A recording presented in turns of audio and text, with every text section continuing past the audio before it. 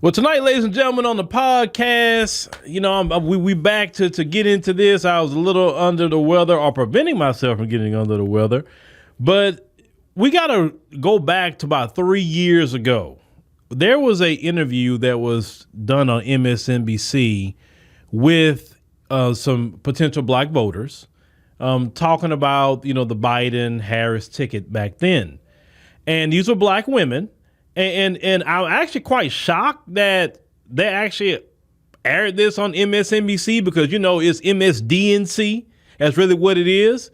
And, let's listen to what these sisters had to say back then and just see maybe today, were they right, wrong, indifferent? So let's start that. I'd write your name in at this point. Does the presence of Kamala Harris on the Democratic ticket sway you at all? Not at all. I don't know who said she had our vote. She does not. We were supposed to grab onto Kamala with the black girl magic, but that didn't happen because she didn't right her wrongs. Like, I hold officials accountable. I don't care what color you are. And I think that too often we automatically think that because someone looks like you, that they're going to have your best interests at heart. And that's just not simply true. Tired of what they see as black women's votes being taken for granted by the Democratic Party. Take a listen. It's like a bad relationship. Yes. When you keep telling your boyfriend, hey, I like flowers on Fridays. And he said, I'll buy you flowers on Fridays. Yeah. No and every Friday there's no flowers. What flowers do you need delivered to you at the debate?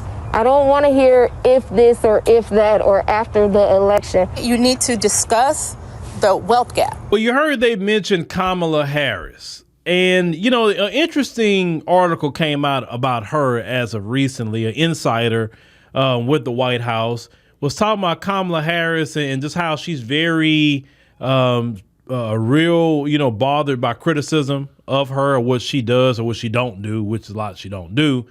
But the one thing that struck me about Kamala in the White House, it said that two things that she tries to avoid dealing with.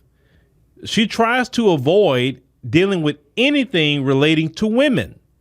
And I'm like, well, wouldn't that be easy for her to do? But that's fine. I don't care. But the second thing, and this the kicker, it says she don't want nothing to do with anything regarding race. She tries to avoid race at all costs.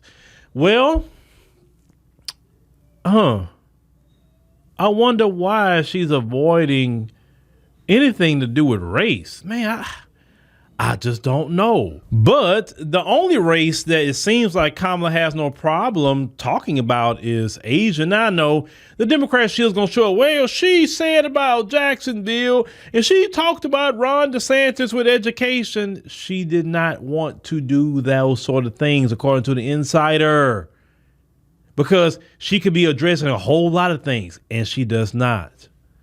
Another thing, yes, they gave you Kamala Harris because they believe most black voters are that silly. I'm just being honest with you. They believe all you got to do is put a black person in your face, you're going to vote for them. But these particular women were saying, what an intelligent black woman would say, all black person would say, just because a person has black skin doesn't mean they for black people. Or what I will say, a black face representing white supremacy, because that's really what it is.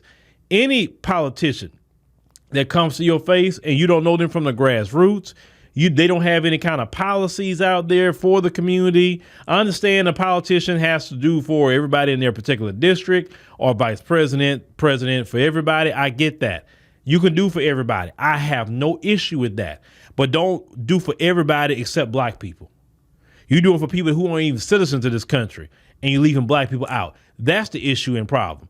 As black people, we are not evil. We are not ugly. We understand that people have issues and problems.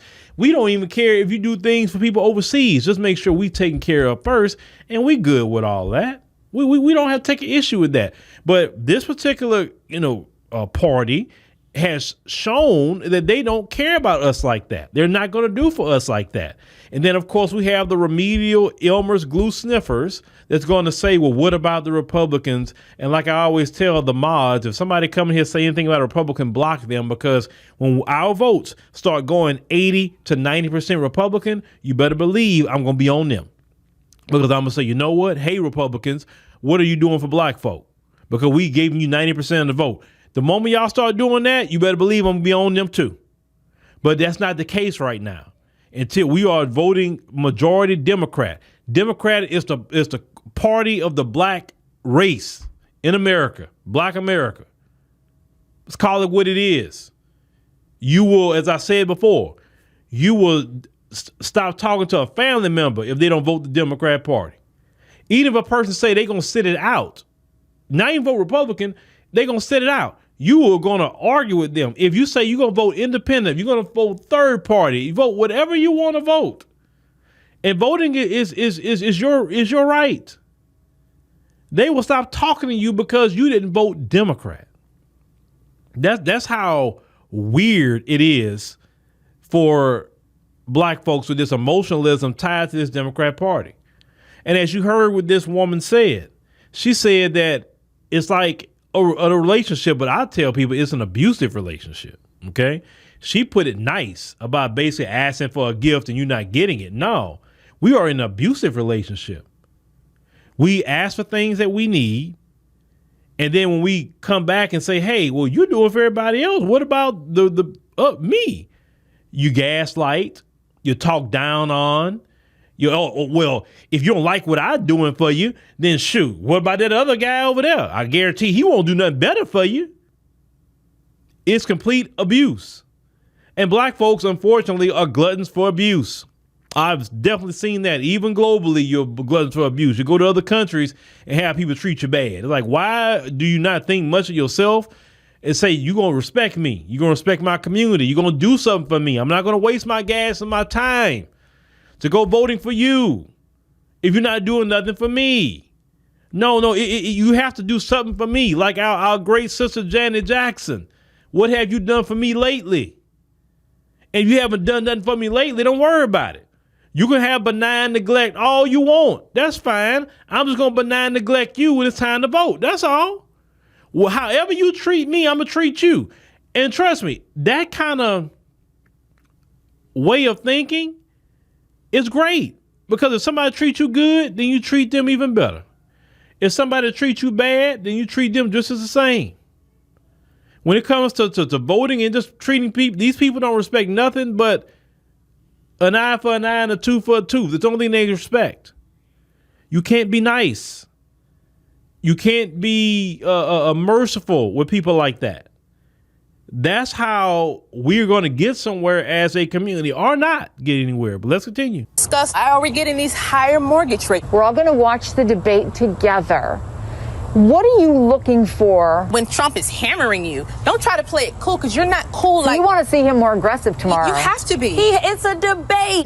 Would Joe Biden look into the camera and say, your families are dying, teachers, you are dying. All of that is fear politics. Don't try to make me fearful in order to vote for you. It is very sad that these are the two men that we have to choose from. Glad the sister brought that up. The fear politics, because this is what they have been doing to black people for a long time, is trying to scare you to vote for them. Listen, you should be happy to vote for someone. You shouldn't be doing it under duress. So what the Democrats do, if they can't really, finesse you into voting, then the next step is to make you do it under duress. Ooh, that guy's going to get you. Ooh, they're going to put you back in slavery. You remember when Trump got elected and around that time, the first time, they were saying that, oh, we're going to go back to Jim Crow. Oh, black people going to be put like in slavery. All these things will happen to black people. And then what happened during the time of Trump? No different than happened during the time of Obama, Bush, Reagan, Daddy Bush. You lived your life every day. You trying to pay your bills, feed your family, and that's it. Just that simple. At least with Trump, we didn't have to worry about mass incarceration happening. I give him that. Hell, he did sign the First Step Act where he got some brothers and sisters out of jail. I do know he did that. So, hey, I'm cool on that. He didn't go start no new wars and sending innocent troops to fight wars for corporations. He didn't do that. But look at this guy, Biden. He's about to almost try to put this country into World War freaking III. And then the military right now, I don't know if you know this, they are in a recruiting crisis. And I will tell you this, young people who could be listening, if they ever get started with a world war, they're going to do the draft. And I promise you, all those senators and House of Representatives, Democrat and Republican, both of them, they will gladly do the draft. And Biden will gladly sign the draft. And y'all will be drafted into the military. Why do you think that they wanted to get rid of that requirement where only men could be drafted into the military? Oh, see, now it's equal. Now men and women can be drafted into the military. And they're going to draft all you young folks into the military to fight their wars that had nothing to do with you. You understand? Then you're going to want to take things serious and say, oh, man, look at what's happening in X, Y, Z. You know what I'm saying? Instead of listen to a brother like myself, because I'll tell you this much. I don't want my kids fighting no wars that has nothing to do with freedom of black people. Just that simple. No. See, of course, I stay on top of things. I watch things ahead of time. And like I told all my kids, you got to have your passport. If something was to get bad, then you have the opportunity to go to other places that we have made relationships at. You understand? Because I'm sorry, black folks have fought enough. We fought in every war, every conflict, and we still being called anti-black slurs. We're still not being respected. We were never paid reparations. We never got our land back, but Native Americans and everybody else getting land, getting constant reparations and all kind of other things that's happening to all these other groups of people. People who aren't even citizens of this country getting billions and billions of dollars that's supposed to belong to the American taxpayer, right? We don't get it at all. You got people coming over here from Latin America to all our various cities. And then I seen a video today of one of them in brand new Jordans. They just came over here and got a brand new pair of J's. Not to say I like Jordans like that. I don't care about Jordan, but how you come over here from freaking Guatemala and you got a brand new pair of J's, bruh? You all dripped out now out here? You know what I'm saying? Like somebody paying for it. Where the J money coming from? You know what I'm saying? So I'm sorry, no. My people don't need to be giving their life like that. For what? Now, if a person chooses to do it because they say, hey, I want to get the benefits, that's their choice. But I'm talking about like drafting black people. You know what I'm saying? Like all them so-called people screaming they patriots, go draft them. My people are being treated bad out here. But what I'm saying is the fear mongering, because that's coming. And of course, the shield's going to fear monger you because now they trying so hard with the Trump thing. Oh my God, if Trump don't get convicted and he gets reelected, oh my God, the country's going to go to hell. Oh, black people, you're going to suffer if he gets in office. Well, y'all trying everything y'all can to stop him from getting in office. I mean, surely y'all trying. So, I mean, I don't know what's going to happen with any of that. It's going to be quite interesting, just as much as I was, in front of my TV when January the 6th happened. I was like, wow, look at them people. Look at the carnage they're causing, right? It'd be the same thing if they talking about filming the trial with Trump in Georgia, right? I'll be paying attention to that and seeing what go on with that situation. All this is going to fundamentally change a whole lot of things that happens in this country. But don't let them people fearmonger you, because that's their next step. If they can't finesse you, they're going to fearmonger you. Of course, Black Voters Matter are going to be out there trying to finesse you into voting, telling you got a voice. What kind of voice you got when you got a Jacoby Pittman? What kind of voice is that? It's going to sell you out when it's time to get tough. Remember that.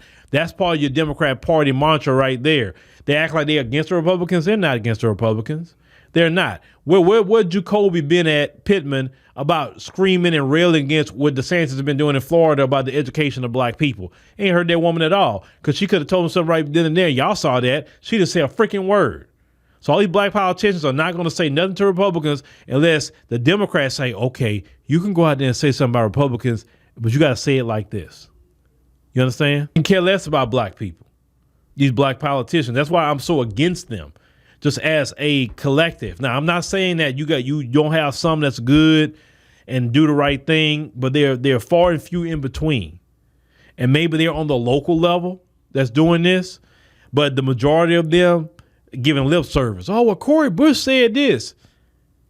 Cori Bush gives lip service. until I see Cori Bush actually put in some real work out here, and I'm not saying she's a bad woman, but until I see her put in some real work out here and not be a career Democrat, then I can have a different conversation about that. I don't even respect a lot of black politicians for a lot of ways because they don't even want to talk to black media.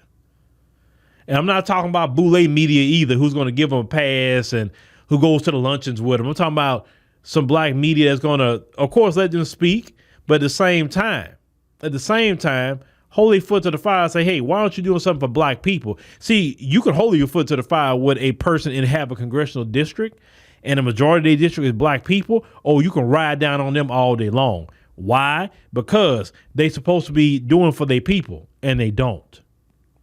They're just holding the seat. What's the point of holding the seat if you're not going to do for the people? So we have seen the Biden-Harris administration. Has our lives gotten better as black people? No. What has happened to black people? It has gotten progressively worse. Unemployment for black people claims as high as it's ever been ever since the Biden and Harris administration has been in office.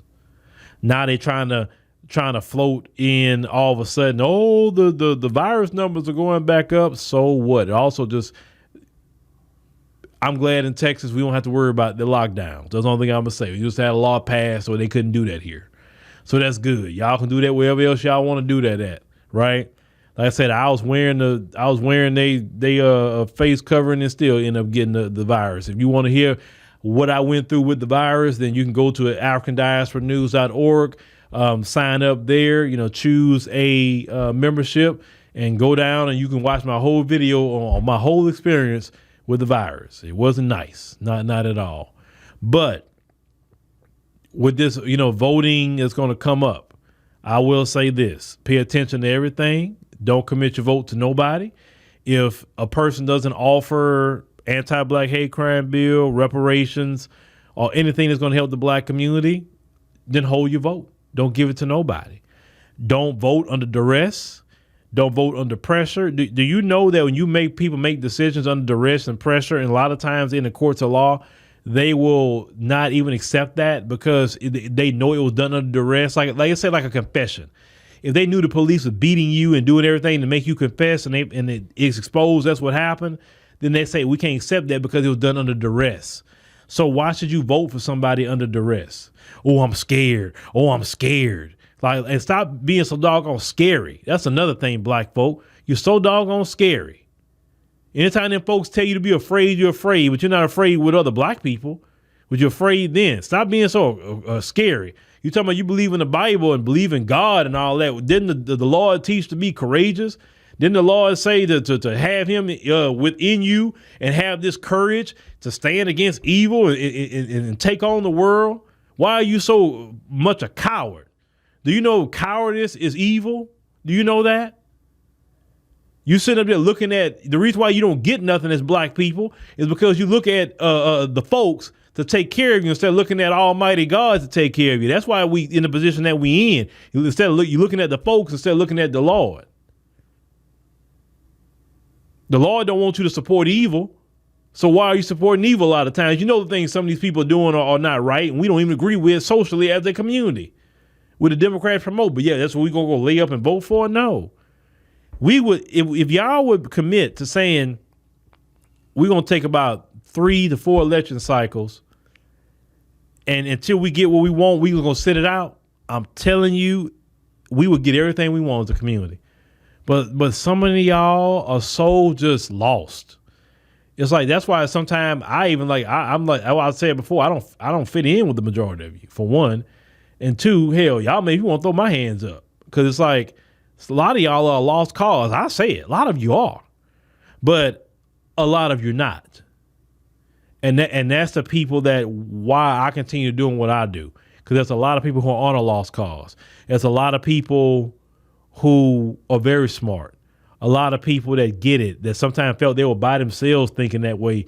And that when they hear a person like myself say it, and many of you are agreeing to it and say you said the same thing, they start to see, or at least there's a community of people somewhere that agree and understand that I'm not going crazy. You know what I'm saying? That's why I do it. Or for those of you I meet in the airports, or maybe some of you I meet in different places here in the Houston area, that they get it, right? That's what that helps, encourages me to keep going, because there's so many of you who do get it than those of you who don't. It's just, unfortunately, it's always going to be the majority in a lot of instances. That's going to be more lost than those who get it. But it doesn't take the majority to save anything, right? If you come together in unity, even with a small group of people, you could change the world. One person could change the world. That's been proven time and time again, right? So y'all let me know what y'all think about, what these sisters are saying and what they saying back then to today. Nothing has changed for black people. Things have gotten worse, but let's see what the move going to be in 2024. Cause I already see Black Voters Matter going out there. Now we see the NAACP and all them talking. We seeing NCOBRA and NARC and all them trying to tell Biden about a executive action for reparations. Biden cannot do no executive order for reparations. The only thing he can do is a commission. He cannot order that kind of money that's due to us. So if you fall for that finesse, remember, NCOBRA, NARC, and all them other so-called reparations groups had nothing going on until the grassroots got it going. Remember that. So the grassroots should be the place where that leadership comes from, not a bunch of boule bootlicks begging Biden for executive order that's not going to do nothing for reparations.